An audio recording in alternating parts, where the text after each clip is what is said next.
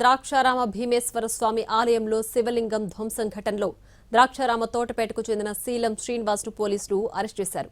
శ్రీనివాస్ కు తన ఇంటి సమీపంలో ఉన్న పంట కాలువ స్థలం విషయంపై ద్రాక్షారామ ఆలయ ఉద్యోగులతో కొంతకాలంగా వివాదం కొనసాగుతోంది. ఆలయ ఉద్యోగులు పూజారిపై కక్ష పెంచుకున్న నిందితుడు తప్పుడు కేసు మోపే ఉద్దేశంతో పక్కా ప్లాన్ చేశాడు. గుడిలో పూజారి శివలింగానికి నిత్య పూజలు చేస్తుండగా గమనించిన శ్రీనివాస్ పక్కా ప్లాన్ ప్రకారం శివలింగాన్ని ధ్వంసం చేసినట్లు పోలీసుల విచారణలో తేలింది.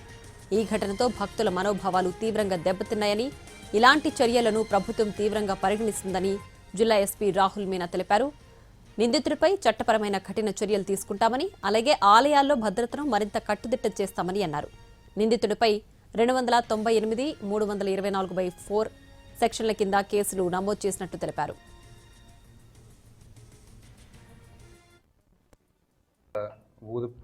ఊరు పక్కన ఒక 2-3తో కొంచెం ఇది కెనాల్ గురించి ఒక డిస్ప్యూట్ ఉంది.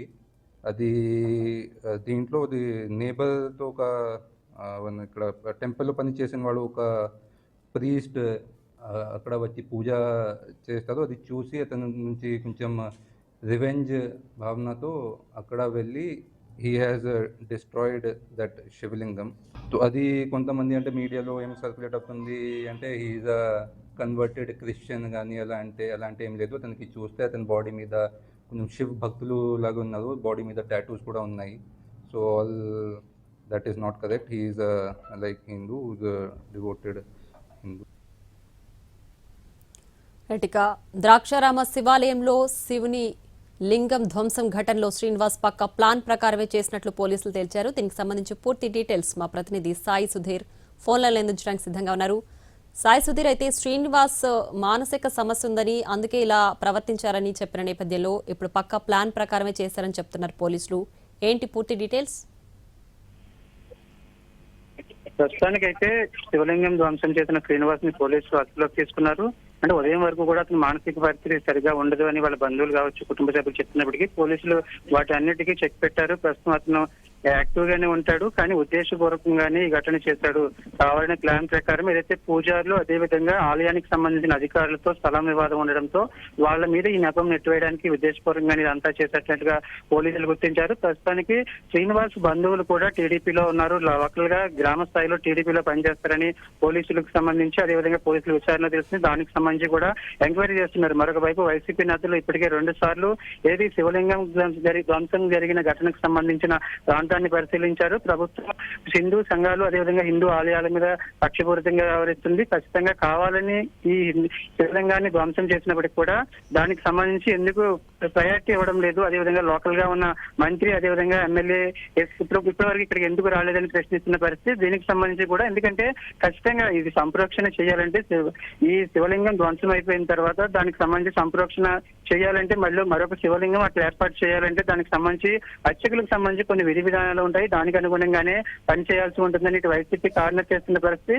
మరొక వైపు ఏదైతే శ్రీనివాస్ సంబంధించి శ్రీనివాస్ యాక్టివ్ గానే ఉంటాడు, కాకపోతే గ్రామంలో అందరికీ వితండవాదం ఎక్కువగా చేస్తూ ఉంటాడని చెప్తున్నారు. దానికి అనుగుణంగా పోలీసులు ఇంకా ఇది శ్రీనివాస్ తో ఎవరైనా ఉద్దేశపూర్వకంగానే ఇదంతా చేయించారా, లేదంటే ఒకవేళ అర్చకులతో ఉన్న విభేదాలతో స్వామివారి దగ్గరికి ఎందుకు వెళ్ళాడు అనే కోణంలో పోలీసులు విచారణ చేస్తున్నారు. దానికి అనుగుణంగానే ఆధారాలు సేకరిస్తున్నారు. మరొక వైపు శ్రీనివాస్ సంబంధించిన కాల్ డేటాను కూడా పరిశీలిస్తున్నారు.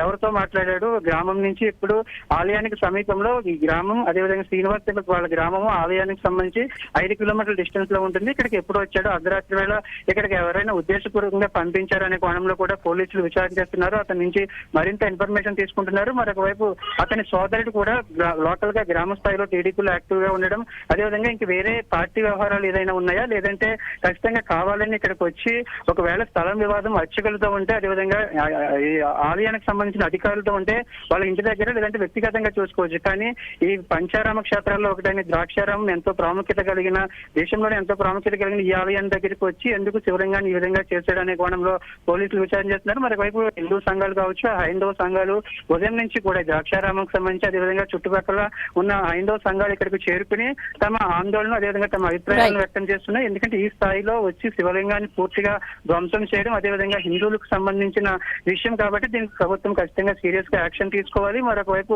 దానికి సంబంధించి శ్రీనివాస్ కు సంబంధించి Srinivas right Sai Sudeep, thanks for the updates.